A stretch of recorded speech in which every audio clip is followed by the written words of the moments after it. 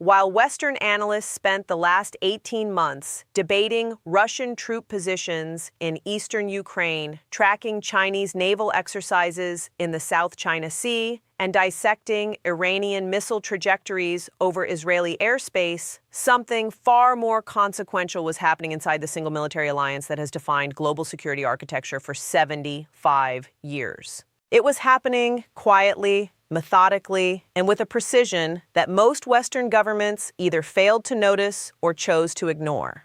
And by the time the full picture becomes impossible to deny, the damage will already be irreversible. Turkey has just executed a $203 billion strategic repositioning, one of the most sophisticated geopolitical maneuvers in the 21st century. And NATO, the institution that American taxpayers have funded to the tune of roughly $850 billion annually, may not survive it.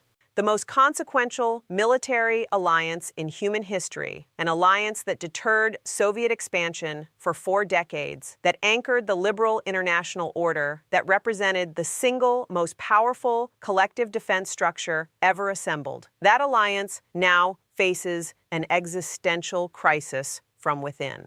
Not from a Russian missile, not from a Chinese carrier group. From a member state that has been sitting at the table, voting on alliance decisions, and collecting NATO's intelligence for the past 7 decades. Here is what most analysts are missing, and here is why it changes everything.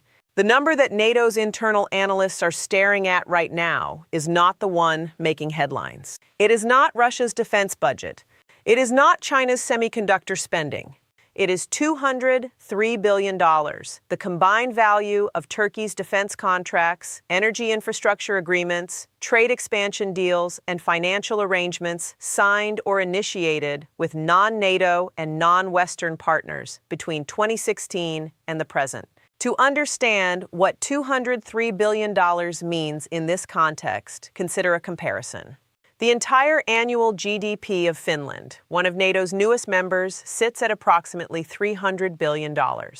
Turkey has redirected 2/3 of a comparable economic mass away from the Western alliance ecosystem and toward a parallel power structure that Washington, Brussels, and London are only beginning to comprehend in full. Start with the defense architecture.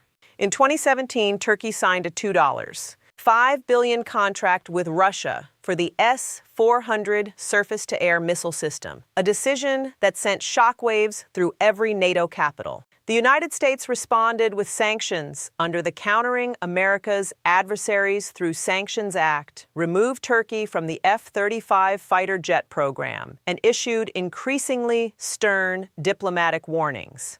None of it worked. Turkey took delivery of the S-400 components.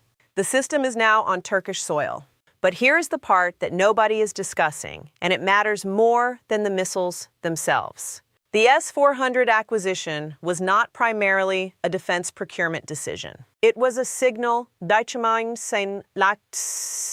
a carefully calibrated demonstration that Turkey was willing to absorb American sanctions rather than abandon its independent strategic trajectory. In game theory terms, Ankara was establishing credibility. It was demonstrating to every potential partner, from Moscow to Beijing to Riyadh, that Turkish sovereignty was not negotiable at any price Washington was willing to pay. That signal was received. And what followed the S-400 was not a course correction. It was an acceleration. By 2021, Turkish-Russian bilateral trade had reached $35 billion annually. By 2023, that figure climbed to approximately $62 billion, a 77% increase in 2 years during the same period that the broader Western world was attempting to economically isolate Moscow following the invasion of Ukraine. Turkey was not merely maintaining trade with Russia. It was expanding it at scale while simultaneously attending every NATO meeting and voting on alliance decisions. Think about what this means for a moment. NATO's intelligence architecture assumes member states share threat assessments, military positioning data, and strategic planning documents across a classified network. Turkey sits inside that network. Turkey attends the planning sessions. Turkish military officers receive the same briefings as their American, British, French, and German counterparts. And simultaneously, Turkey maintains $62 billion in annual trade with the country that NATO has identified as its primary existential threat. This is not speculation. This is documented economic reality. But the Russian trade relationship is only the first layer of the repositioning. The deeper mechanism involves three interlocking strategic investments that together constitute the $203 billion figure, and together constitute a quiet exit from the Western strategic ecosystem that Ankara has been building for nearly a decade. The first pillar is energy infrastructure. Turkey has spent approximately $47 billion in infrastructure investment to position itself as the primary energy transit corridor between Russian and Central Asian energy supplies and European markets. The Turk Stream pipeline, operational since 2020, carries 5 billion cubic meters of natural gas annually from Russia directly into Turkey and onward into southern and eastern Europe. When Europe desperately needed alternative energy routes following the 2022 invasion of Ukraine, it discovered that the alternative routes ran through Turkey. A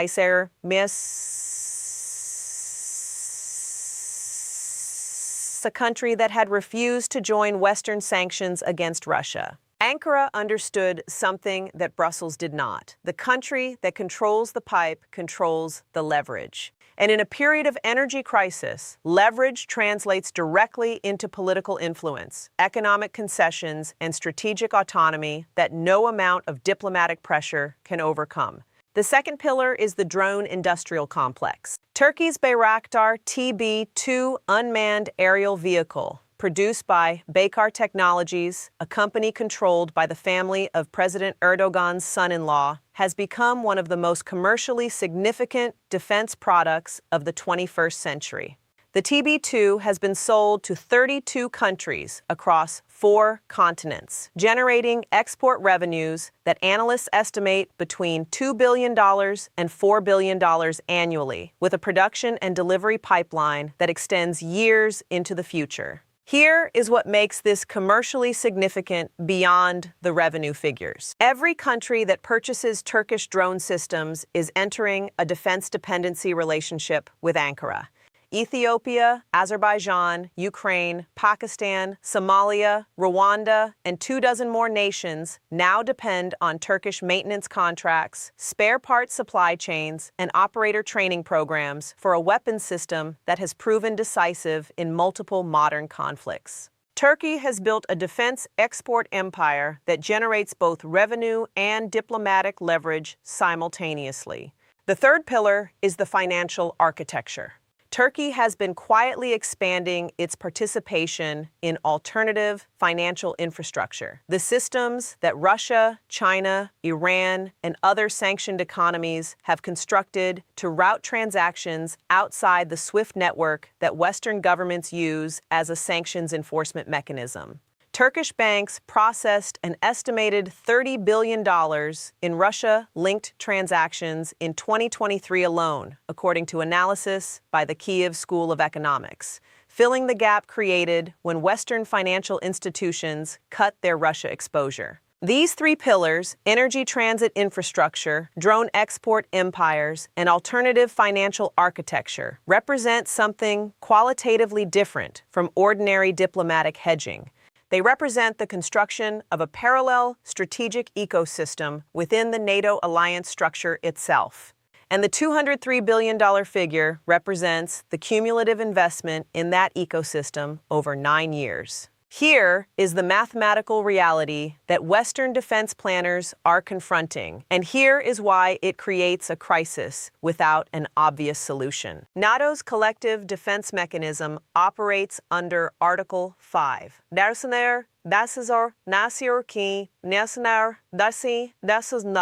The principle that an attack on one member constitutes an attack on all members. This principle has provided the security guarantee that anchored Western European recovery after World War II, deterred Soviet expansion through 4 decades of Cold War, and extended security umbrellas over 29 additional nations since 1991.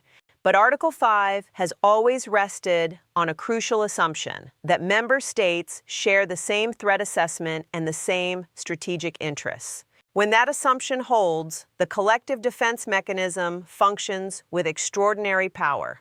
When it breaks down, Article 5 becomes not a security guarantee, but a legal fiction. Turkey and the United States currently hold fundamentally incompatible threat assessments on at least 4 major strategic questions. On Russia, Washington treats Moscow as NATO's primary existential threat. Ankara maintains $62 billion in annual trade with Moscow and has rejected every request to join Western sanctions. On the Kurdish question, the United States has armed and supported the Syrian Democratic Forces, a Kurdish military organization that has been a crucial partner in the fight against ISIS. Turkey designates these same forces as terrorists and has conducted military operations against them inside Syria, occasionally striking positions where American special forces were present. On the eastern Mediterranean, Turkey and Greece, both NATO members, are engaged in a territorial dispute over continental shelf rights, airspace boundaries, and island sovereignty that has brought their military forces to the edge of direct confrontation on multiple occasions in the past 5 years. NATO has been unable to mediate this dispute between its own members. On China, Washington is constructing an increasingly explicit strategic competition framework with Beijing, pressuring allies to restrict Huawei infrastructure, reduce Chinese investment exposure, and join coordinated diplomatic pressure campaigns. Turkey has signed onto China's Belt and Road Initiative, accepted Chinese investment in infrastructure projects, and maintained growing trade relations with Beijing while American pressure mounts. 4 fundamental strategic disagreements between NATO's second-largest military and its core Western membership. Consider the implications of that arithmetic. NATO's military planning assumes that in a major conflict, Turkish territory, Turkish military bases, Turkish airspace, and Turkish naval access, including critically the Turkish straits connecting the Black Sea to the Mediterranean, would be available to the alliance. The Incirlik Air Base in southern Turkey hosts an estimated 50 nuclear weapons under NATO's nuclear sharing arrangement. Turkish air defense systems protect southern NATO flanks. Turkish naval forces control access to the Black Sea. If Turkey's strategic interests diverge from NATO's during an actual Article 5 scenario, the alliance faces a geographic, military, and political crisis simultaneously. And the question that NATO's internal planning documents now must address is not whether Turkey would honor its Article 5 commitments in theory. The question is what leverage the alliance retains to ensure that Turkey does so in practice, when Turkey has already demonstrated that American sanctions, F-35 exclusions, and diplomatic pressure produced zero behavioral change. Here is where the analysis becomes genuinely important for anyone who works in global finance, international business, or strategic planning. Because the consequences of Turkish strategic repositioning are not abstract geopolitical theory.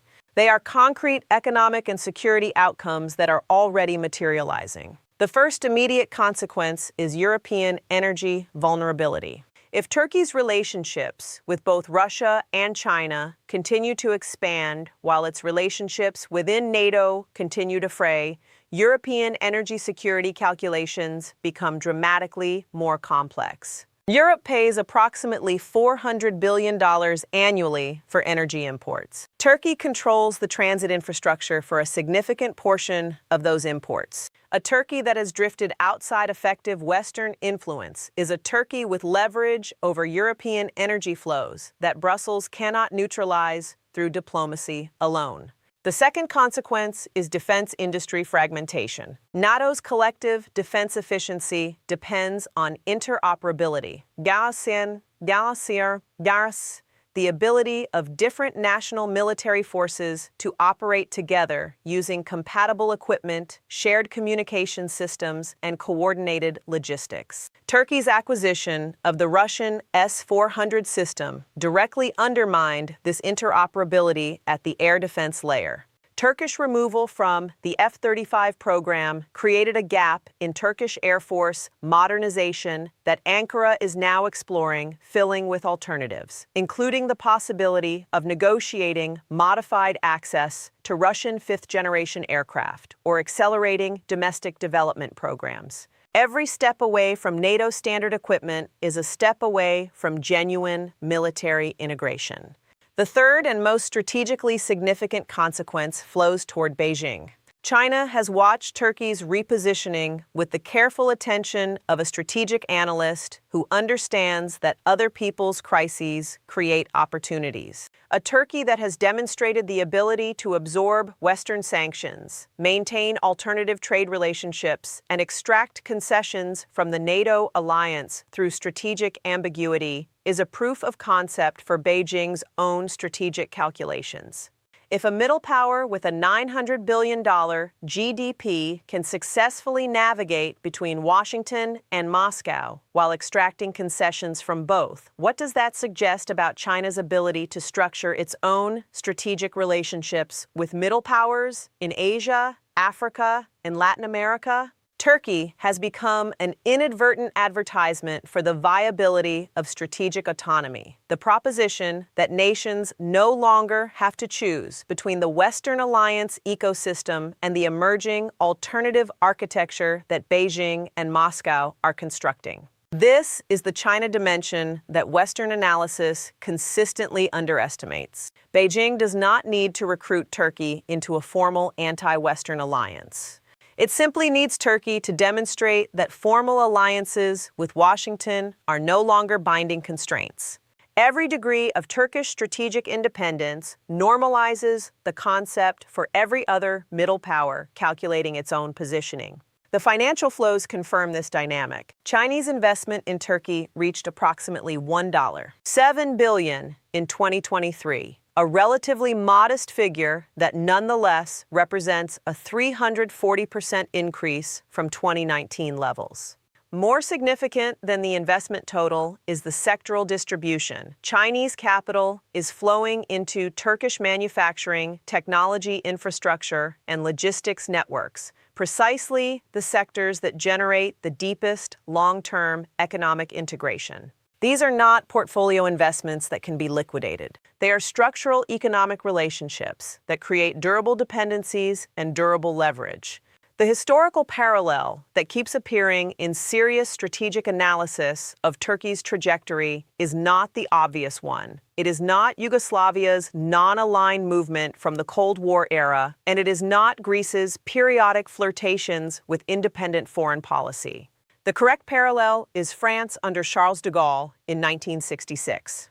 In March of that year, President de Gaulle withdrew France from NATO's integrated military command structure while remaining a formal NATO member. France kept its nuclear weapons. France kept its seat at the political table. But France removed its military forces from NATO command, expelled NATO headquarters from French soil, and spent the next 4 decades pursuing a strategic independence that simultaneously benefited from NATO's security umbrella while refusing to be constrained by its operational requirements. The mechanism is worth understanding precisely because it suggests Turkey's trajectory. De Gaulle's calculation was that France could extract the security benefits of NATO membership, primarily the American nuclear guarantee against Soviet attack, without accepting the political costs of operational integration that subordinated French strategic autonomy to American leadership. This calculation proved correct. France remained under the American nuclear umbrella throughout the Cold War. France rejoined NATO's military command structure only in 2009, 43 years later, after American strategic primacy had declined sufficiently that reintegration imposed fewer constraints on French autonomy. Turkey's Erdogan has studied this playbook. The difference is that Turkey's strategic location is more operationally significant than France's was in 1966. Turkey's economic relationships with adversary nations are more developed than France's were, and the current international environment offers far more viable, alternative partnerships than the bipolar Cold War order allowed. If Turkey follows the French precedent, formal NATO membership maintained, operational integration progressively reduced, alternative strategic relationships expanded, the alliance faces a hollowing out process that could unfold over years or decades before reaching a visible crisis point. And by the time the hollowing out becomes impossible to deny, the institutional and operational damage will be extremely difficult to reverse. Britain didn't lose its global strategic influence in a single dramatic event. It lost it incrementally through the accumulation of financial exhaustion, strategic overextension, and the gradual construction of alternative systems by emerging powers. The same logic applies to NATO's position in Turkey's strategic calculus. The alliance doesn't need to collapse dramatically. It just needs to become progressively less binding, progressively less relevant, and progressively more theoretical, until the moment when an actual crisis tests the commitments and finds them insufficient.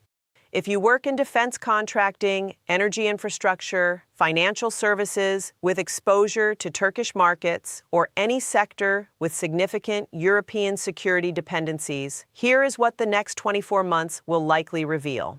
The first indicator to watch is the S-400 activation question. Turkey has taken delivery of the S-400 system but has not fully activated it, a deliberate ambiguity that allows Ankara to maintain its NATO membership without triggering the full consequences of deploying a Russian air defense system integrated into NATO's airspace.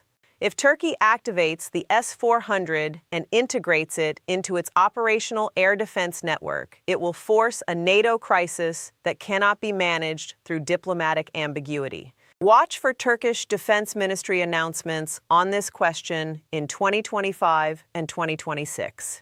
The second indicator is the Turkish lira's trajectory as a strategic signal. Turkey's currency crisis, which saw the lira lose approximately 80% of its value between 2018 and 2023, created enormous financial pressure that paradoxically increased Turkey's need for alternative financial relationships to manage external debt and currency stability.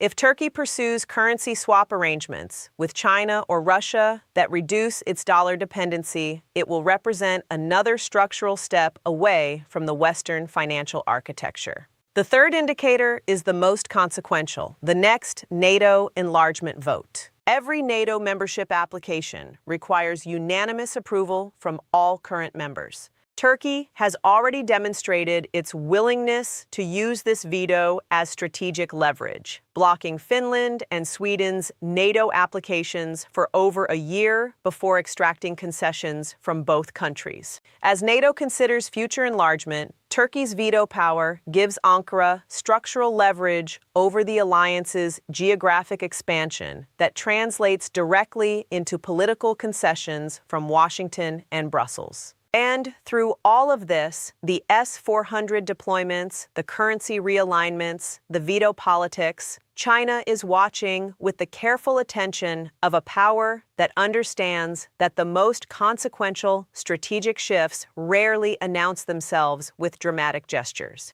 They accumulate through incremental repositioning, through the patient construction of alternative relationships, through the slow erosion of assumptions that once seemed permanent. NATO's assumption that Turkey is a reliable member of the Western Alliance ecosystem was already strained before the $203 billion repositioning. After it, that assumption requires fundamental reassessment.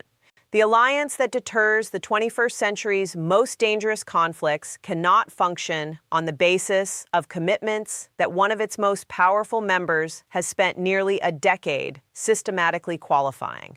The $203 billion question is not whether Turkey has betrayed NATO. The question is whether NATO retains the institutional mechanisms to respond to a member state that has made the costs of strategic realignment demonstrably lower than the costs of continued strategic subordination to Washington's preferences. The answer to that question will define the alliance's relevance or irrelevance for the next generation.